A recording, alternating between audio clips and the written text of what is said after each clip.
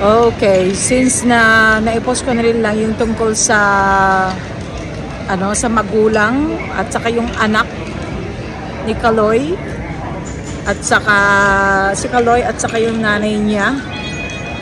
Alam mo na mga pangalan nila, pero kasi may mga nagtatong ano daw masasabi ko dito. Well, para sa akin, oo nga, totoong magulang ka, pero you don't have the right para nakawan kung ano yung pera ng anak mo.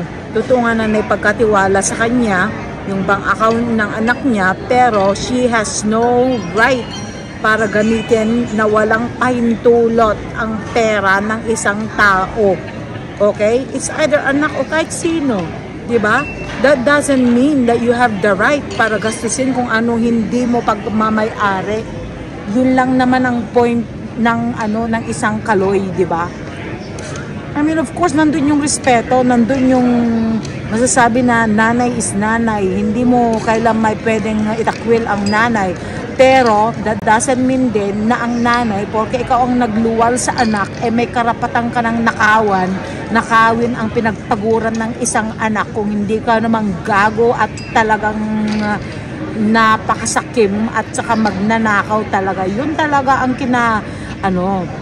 ito yung talaga ang topic dito, di ba?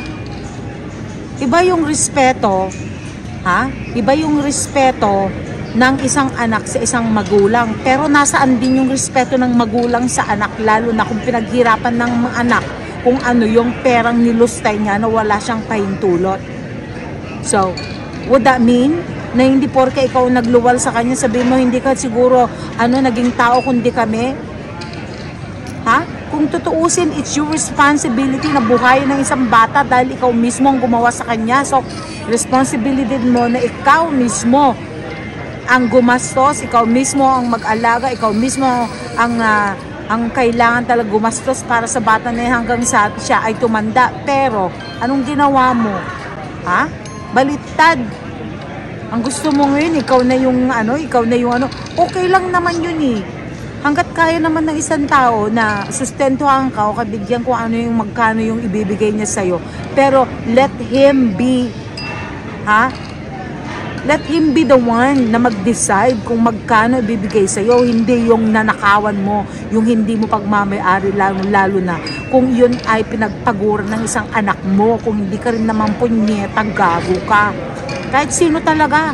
Hindi pwedeng kahit ako, kung anak ko, kung anak ko mismo ay talagang naghirap at pinagpaguran niya, pwede naman ako humingi sa kanya Pwede ko na sabihin na, anak, total marami ka naman pera, baka naman pwedeng ganito na lang.